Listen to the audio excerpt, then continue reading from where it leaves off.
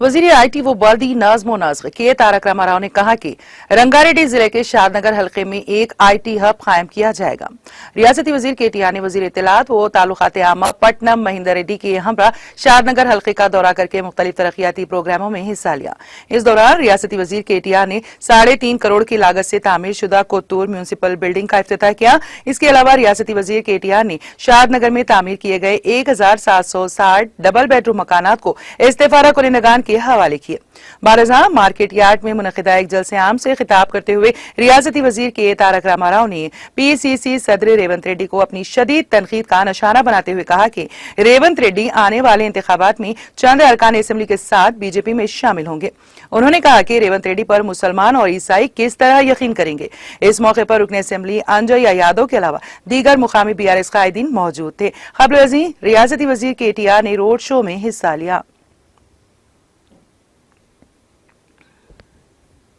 అంజనన్ కొట్టేటోడు పుట్టలేదు, ఇంకా పుట్టలేదు, పుట్టడు. ఆయన ఉన్నన్ని రోజులు షాద్నగర్ గడ్డ అంజయ్య యాదవ్ గారిది తప్ప ఇంకోలది కానే కాదు. ఆయనను కొట్టేటోడు పుట్టనే లేదు, డౌటే లేదు. ఎందుకంటారా ఇగో గిందుకు. ఎందుకంటే అంజన్న మాట్లాడాడు, ఇగో పని ఎక్కువ చేస్తాడు. 1-2 కాదు, గింత పెద్ద పోస్టర్ కొట్టించిండు. 9 ఏళ్లలో ఏం చేసిండో చెప్పేటందుకు దమ్ముండాలి. పిల్లగాళ్ళు కదా స్కూల్కి పోయి ఇంటికి వచ్చి అమ్మా నాన్నకి ఇస్తారు చూడు, ఏమిస్తారు? ప్రోగ్రెస్ రిపోర్ట్ ఇస్తారు. పరీక్ష రాస్తే మార్కులు ఎన్ని వచ్చినాయంటే ప్రోగ్రెస్ రిపోర్ట్ ఇస్తారు.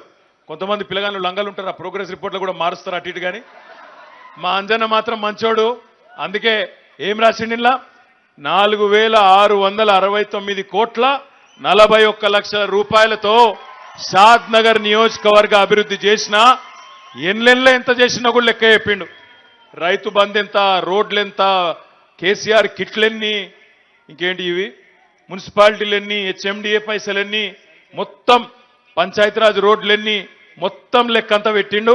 మీకు ఇంటింటికి ఇస్తాడు. ఇది దయచేసి చూడండి. చూసినాక మీకు వాజీబ్ అనిపిస్తే, కరెక్టే అంజన్న మంచిగా పనిచేసిండు అనిపిస్తే ఏం చేయాలి మరి? గుర్తు యాదికుంది కదా, ఏం గుర్తు మనది? కారు గుర్తేనా? ఇగో ఇది పక్క పెడతాం. వీడికి వచ్చే ముందు అంజన్న 2000 డబల్ బెడ్రూమ్ ఇల్లు కట్టిండు షాద్నగర్లో. ఆ ఇళ్లకు లాంఛనంగా ఒక ఇద్దరికి ఇచ్చినందుకు నన్ను తీసుకొని పోయిండు. 2 ఆడబిడ్డలు కలిసిండ్రు అక్కడ. ఒక ఆమె పేరు రెహానా, ఇంకొక ఆమె పేరు సునీత. రెహానా అని చెప్పి ముస్లిం సోదరి. నేను పోయి అడిగిన, క్యా కర్తే ఆప్ అని అడిగిన. అన్నా మే కామ్ కర్తీ और मेरे शोहर भी काम करते हो, होटल में काम करते हैं చెప్పింది. कुछ पैसे दिए क्या किसी को? पैसे देना पड़ा क्या आपको किसी को घर के वास्ते? न अड़ीना, एक पैसा भी मैं किसी को नहीं दी. आज मेरे को 20-25 लाख का एक घर जो है आज केसीआर साहब और अंजय यादव साहब मेरे को दिया अन्ना, बहुत शुक्रगुजार हूं उनका అని చెప్పింది. ఇక్కడికి వచ్చిన మా ఆడబిడ్డలందరికీ నేను ఒకటే చెప్తున్నా, ఇదివరకు ఇందిరమ్మ ఇండ్లను ఉంటుండే. ఆ ఇందిరమ్మ ఇండ్లు మొత్తం విలువ 70,000. ఆ 70,000ల 40,000 లోను, 20,000 మనం వేసుకోవాలి. మీదికెళ్ళి 10-15,000 వాళ్ళు సబ్సిడీ. దానికి ఆగమాగం చేసి సగం వచ్చుడు సగం రాకపోవడు, ఇంత డబ్బాసొంటి ఇల్లు. ఇలా బ్రహ్మాండమైన డబల్ బెడ్రూమ్ ఇల్లు అంజయ్య గారు ఒక 2,000 కట్టినరు. ఇంకొక 3,000 గృహలక్ష్మి కింద 3 లక్షల రూపాయల చొప్పున అది కూడా ఇస్తున్నారు. ఇంకెవరన్నా మిగిలిపోతే వాళ్ళకు కూడా మళ్ళీ అంజయ్ యాదవ్ గారే వస్తారు, ఆయననే ఇస్తారు. ఎవ్వరు బాధ పెట్టుకోవద్దని చెప్పుకుని నేను కోరుతా ఉన్నా. ఎందుకంటే బాధ ఉంటుంది, అరే వాళ్ళకి 2,000 మందికి వచ్చే కదా, నాకు రాకపాయే కదా అనే బాధ ఉంటుంది. మా ఆడబిడ్డలందరూ నేను కోరుతా ఉన్నా, ఇల్లు లేని ప్రతి ఒక్కరికి అయితే గృహలక్ష్మిలో జాగా ఉంటే, లేదంటే డబల్ బెడ్రూమో తప్పకుండా ఇస్తాం. 2,000 అయినాయి, ఇంకా కడతాం, ఇంకా కూడా ఇస్తాం. మీరు ఎవరు రంది పెట్టుకోవద్దని చెప్పి కూడా నేను విజ్ఞప్తి చేస్తా ఉన్నా. ఇంకొక మాట, తర్వాత సునీత అనే అమ్మాయిని, ఆమెకు కూడా ఇల్లు ఇచ్చినాం, కాగితం ఇచ్చినాం. ఇచ్చిన తర్వాత సునీతమ్మని అడిగిన నేను, ఎంతమంది అమ్మాయిలమ్మా అంటే, 2 ఆడపిల్లలన్నా. పెద్ద అమ్మాయి బీ ఫార్మసీ చదువుతుంది, చిన్నమ్మాయి స్కూల్లోనే ఉంది. మరి భర్త ఏం చేస్తాడు అంటే, మేము నాయి బ్రాహ్మణులము, మేము మంగళోళ్ళము, మరి మాకు సెలూన్ ఉందన్నా, అక్కడనే సెలూన్ నడుపుతుందని చెప్పింది. మరి మీ భర్తకు 200 యూనిట్ల వరకు కరెంటు ఫ్రీగా వస్తుందా అమ్మా అని అడిగిన. వస్తుందన్నా, మాకే కాదు ఇవాళ రజక సోదరులకు కూడా, సాకలి సోదరులకు కూడా వాళ్ళకు కూడా వస్తున్నది, మాకు కూడా వస్తున్నది. తప్పక మేము ఇల్లు తిరిగి చెప్తామన్నా. మా ఆయన కరెంటు కటింగ్ చేసుకుంటా అందరికి చెప్తాడు కేసీఆర్ సార్కి ఎందుకు ఓటేయన్నో. ఇలా ఇల్లు కూడా ఇచ్చిర్రు, ₹1 లంచం ఇచ్చే అవసరం లేకుండా ఇల్లు కూడా ఇచ్చిండ్రు. మా ఆడబిడ్డలందరికీ చెప్పు, నాకొచ్చింది వాళ్ళకు కూడా వస్తుంది, తొందర పడవద్దని చెప్పు. అంజయ్య యాదవ్ గారిని నమ్మి కేసీఆర్ గారి నాయకత్వాన్ని ఆశీర్వదించమని చెప్పి సునీతమ్మ కూడా చెప్పింది. మళ్ళా ఆడికెళ్ళి బయలుదేరి వస్తున్నాం. ఒక పెద్ద మనిషి కలిసింది, ఆమె ఏం చెప్పిందో కూడా చెప్తా మీకు. సరోజినమ్మను పెద్ద మనిషి కలిసింది, ఫోటో దిగుతా అన్నది. ఫోటో దిగినాక ఆడికి పోతున్నావు అన్నది. నేను షాద్ నగర్ పోతున్నా, మీటింగ్కి పోతున్నా అని చెప్తి. ఆడ అందరికి చెప్పు, ముఖ్యంగా అక్కడ ఉండే మహిళలకు చెప్పు అన్నది. ఏమిటిది అన్న, ఇదివరకు నా కోడలి పిల్ల నన్ను కొద్దిగా అటు ఇటు చూస్తుండే కానీ నిన్నయాల మాత్రం కేసీఆర్ ₹2000 పెన్షన్ ఇచ్చినాక మాత్రం తెల్లారు లేవగానే అడుగుతున్నది, అత్తమ్మా ఛాయ్ తాగుతావా కాఫీ తాగుతావా అంటుంది. కొద్దిగా మర్యాద బాగానే ఇస్తుంది బిడ్డ. నా పెద్ద కొడుకు కేసీఆర్ దయ మర్యాద బాగానే ఇస్తుంది. కోడళ్ళు కోపానికి రాకుర్రి, మీరు కూడా అత్తలైతారు ఏదో ఒక రోజు. మీ కోడళ్ళు కూడా మంచిగా చూసుకోవాలంటే మీరు మీ అత్తలను మంచిగా చూసుకోరు. ఆ పెద్దమ్మ చెప్పింది చెప్తున్నా, నాకు వేరే పంచాయతీ లేదు కోడలతో. ఇంకొక మాట కూడా చెప్తా ఉన్నా, నేను దయచేసి ఆలోచించమని కోరుతా ఉన్నా. 9.5 ఏళ్ళైంది తెలంగాణ వచ్చి. ఈ 9.5 ఏళ్లలో తెలంగాణ బాగుపడ్డదా చెడిపోయిందా ఆలోచించండి. 2014 ముందు తెలంగాణ రాకముందు ఎట్లుండే పరిస్థితి, ఇవాళ ఎట్లుంది ఒకసారి గుండె మీద చేసుకొని మీ కుటుంబ సభ్యులతో కూర్చొని విచారం చేయండి, ఆలోచించండి. ఎందుకంటే ఆనాడు కరెంట్ ఎట్లుండే, ఆ రోజు మంచినీళ్లకు పరిస్థితి ఎట్లుండే, ఆ రోజు సాగునీటి సౌలత ఎట్లుండే, ఇవన్నీ కూడా ఆలోచన చేయండి. ఒక్కసారి కరెంటు విషయమే తీసుకుంటే 2014 ముందు కాలిపోయే మోటార్లు, పేలిపోయే ట్రాన్స్ఫారంలు, ఆగమాగం బతుకులు, అర్ధరాత్రి వచ్చే కరెంటు కోసం అక్కడ పోయి కావలగాసే దుస్థితి రైతులకు. రోజుకు 6 గంటల కరెంట్ అన్నారు, ఎన్నడూ 3 గంటల కరెంటు దాటియలే కాంగ్రెస్ వాళ్ళు. అదే కాంగ్రెస్ వాళ్ళు ఇవాళ మాట్లాడుతున్నారు. నిజంగా ఆశ్చర్యం అనిపిస్తుంది, కొద్దిగా సిగ్గు అనిపిస్తుంది కూడా. ఒక కాంగ్రెస్ ఎంపీ ఉన్నాడు, కోమటిరెడ్డి వెంకటరెడ్డి ఆయన పేరు. ఆయనకు అనుమానాలు ఎక్కువ. ఏమంటుండ ఆయన, ఎక్కడున్నది కరెంటు నాకు కనబడతలేదు, లేనేలేదు, అంత మాటలు జూట మాటలు అంటుండు. ఒక పని చేస్తాం, కాంగ్రెస్ నాయకులకు బీజేపీ నాయకులకు అనుమానాలు ఎక్కువ కాబట్టి అంజన్న నేను కలిసి ఒక 10-15 బస్సులు పెడతాం. 10-15 బస్సులు మా ఖర్చులతోనే పెడతాం, మా పార్టీ ఖర్చులతోని. దయచేసి రేవంత్ రెడ్డి గారు, కోమటిరెడ్డి వెంకటరెడ్డి గారు, ఇక్కడ ఉండే కాంగ్రెస్ నాయకులు అందరూ బయలుదేరి రండ్రి.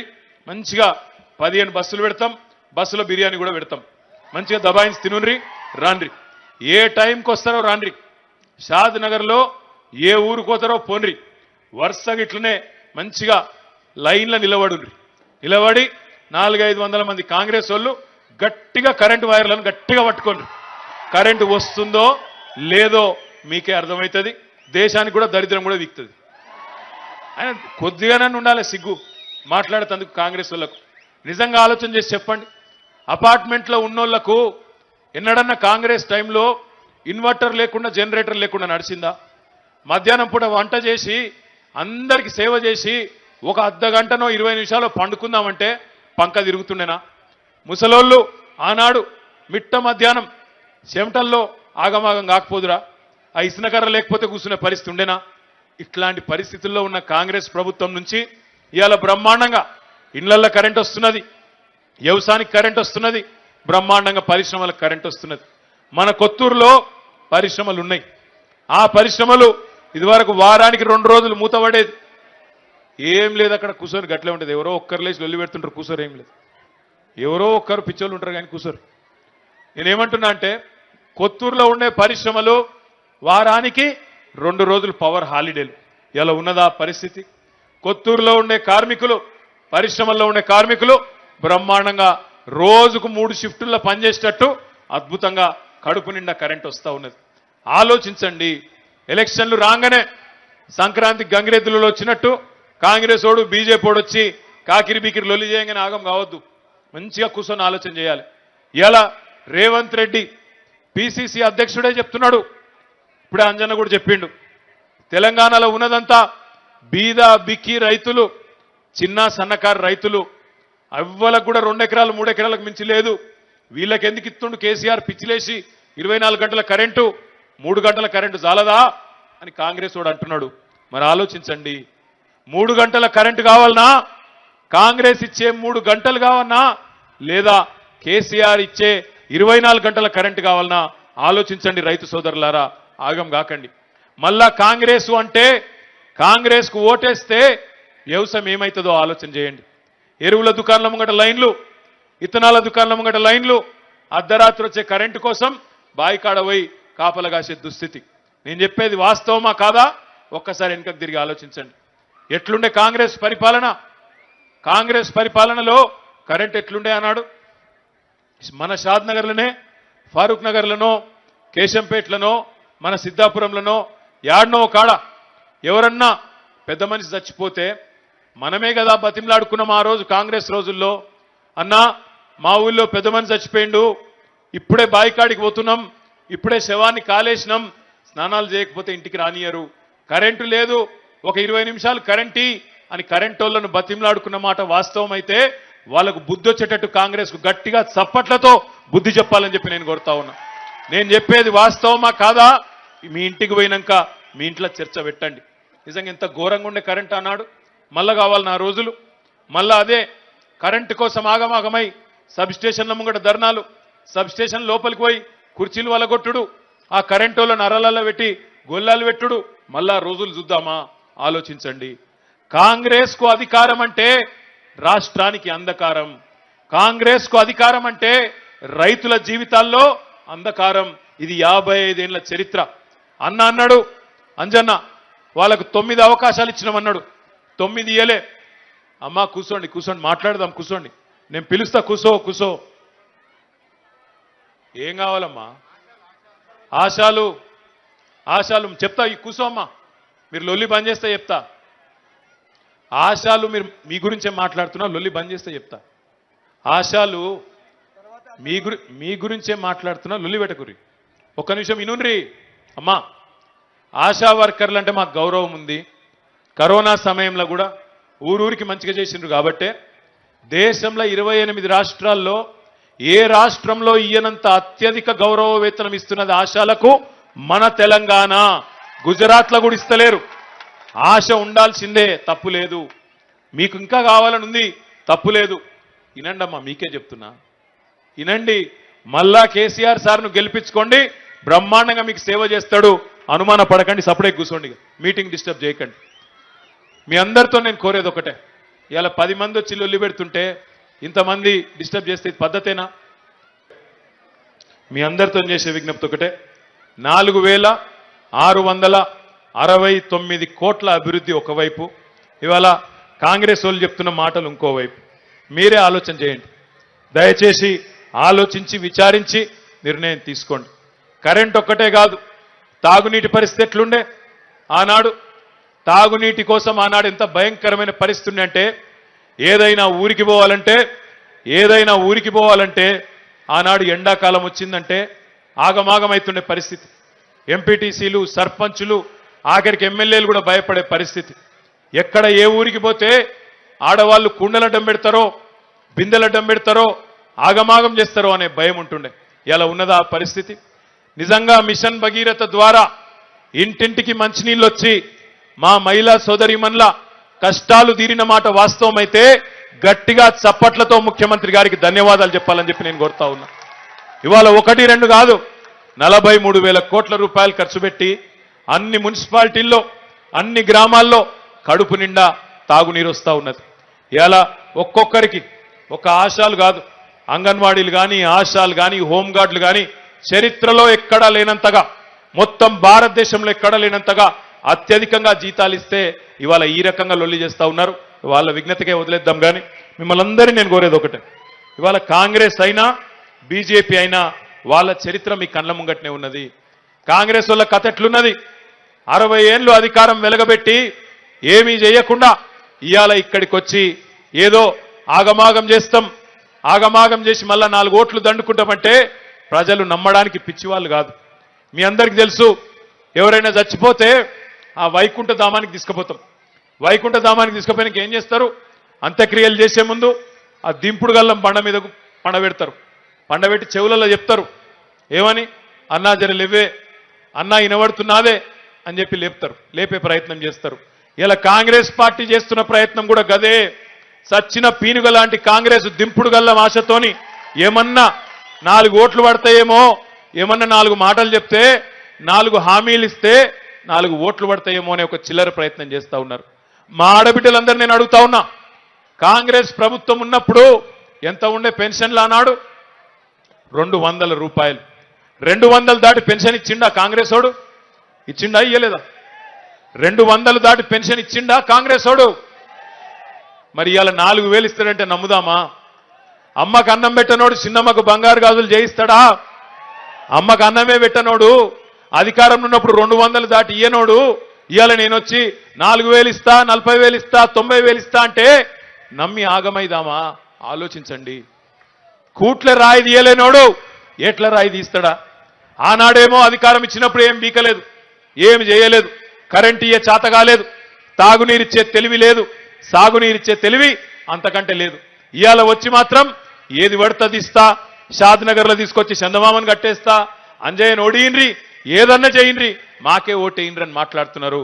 ఆగమై మళ్ళొక్కసారి మోసపోదామా? ఆలోచించండి. ఎట్లుంది కాంగ్రెస్ వాళ్ళ కథ అంటే, వెనకటికి మన షాద్నగర్ అసంటూళ్ళనే ఒక ముసలమ్మ ఉండే. ఆ ముసలమ్మ పాపం పెద్ద మనిషి, ఆమెకు మన్మరాలో పుట్టేందుకు ఆమె కోడలు గర్భవతి అయింది. మన్మరాలో పుట్టేదున్నది. ఆయనతో ఏం చేసింది, ఇక ముసలమ్మ చలికాలం వస్తుంది కదా అని చెప్పి కుల్లగుట్టుడు మొదలుపెట్టింది. మీ దగ్గర కుల్లనే అంటారా? నెత్తి కట్టుకునేది కుల్లనే అంటారా? కుల్లగుట్టుడు మొదలుపెట్టింది ముసలమ్మ. ఇక పాపం కళ్ళు కనబడతలేవు. అప్పుడు కంటి వెలుగు ప్రోగ్రాం లేకుండా కేసీఆర్ గవర్నమెంట్ లేదు, అప్పుడు కాంగ్రెస్ వాళ్ళ గవర్నమెంట్ కంటి సూపు కూడా మందగించింది. ఆయనతో కుల్ల కుడుతా ఉన్నది. కుడుతుంటే సూది ఊసిపోయింది, దారంలోకెళ్ళి ఊసిపోయి కింద పడ్డది. కొద్దిసేపు దేవులాడింది, ఎంత వెతికినా దొరకకపోతే పక్కకు తిరిగింది. ఆయనతో గోడ దిక్కు చూసింది. చూస్తే గోడ మీద దేవుని బొమ్మ ఉన్నది. దేవుని దిక్కు తిరిగి, దేవుడా నాకు ఆ సూది దొరికితే నీకు 6 కిలోలు చక్కెర, 6 కిలోలు బెల్లం, 600 కొబ్బరికాయలు కొడతా దేవుడా, జల్ది సూది దొరికేటట్టు చెయ్యన్నదట. అనగానే కోడలమ్మ ఊరికొచ్చింది బయటికి. అత్తానికి పిచ్చిలేసినాదే, ఎవడన్నా 6 పైసల సూది కోసం 6 కిలోలు చక్కెర, 6 కిలోల బెల్లం, 600 కొబ్బరికాయలు ఇస్తాడా ఎవడన్నా? పిచ్చిలేసిందా నీకన్నదట. అంటే అప్పుడు అత్త ఏమన్నదట ఎరికేనా? మహా చాలు అత్త ముసలామే ఏమన్నదంటే, నీకు తెలియదే కోడలా, ముందు సూదైతే దొరకని రాదు, తర్వాత దేవుడు వస్తాడా, నన్ను అడుగుతాడా, నన్ను పట్టుకుంటాడా, 6 కిలోలు ఏది, 6 గ్యారంటీ లేదని అడుగుతాడా, అడిగేటోడో కూడా నేను మళ్ళా దొరుకుతానా అని చెప్పింది. అర్థమైందా నేను చెప్పింది? అర్థం అవుతుందా? నెత్తికెక్కిందా? షాద్నగర్ వాళ్ళు ముందే హుషారు, మీరు బాగా హుషారుగా ఉండాలి. మోసాన్ని మోసంతో జయించాలి. కాంగ్రెస్ వాళ్ళకు పక్కకెళ్ళి కర్ణాటకకెళ్ళి బాగా పైసలు వస్తున్నాయట. బీజేపీ వాళ్ళకేమో అదాని పంపుతుండట పైసలు బాగా. ఒక పని చేయండి, కాంగ్రెస్ వాడు పైసలు ఇస్తే బ్రహ్మాండంగా తీసుకోండి, ఇయ్యకపోతే అడిగి తీసుకోండి. ఏమాయ్ కర్ణాటక పైసలు బాగొస్తున్నాయట, ఏడబెట్టుకున్నావు తీ అని చెప్పి గుంజుకోవాలి. బీజేపీ వాడు పైసలు ఇస్తే లగాయించి తీసుకోవాలి. అదాని గాని పైసలు, గుజరాత్ పైసలు తప్పేం లేదు, గుంజుకోవాలి. మోసం పైసలు, దొంగ పైసలు అవి తీసుకొని ఏం చేయాలి? దబ్బన వాళ్ళు దేవుని మీద ఒట్టేయి, దేవుని పటం మీద చేయి పెట్టు, మాకే ఓటేస్తామని చెప్పి ఇమానం చేయి, ప్రమాణం చేయంటే ఏం చేయాలి? మనసులో తుప్పాలు అనుకో ప్రమాణం చేయాలి. చేసి బయటికి మాత్రం ప్రమాణం చేసినట్టు యాక్టింగ్ చేయాలి. మోసాన్ని మోసంతో జయించి ఓటు మాత్రం అంజన్న గారి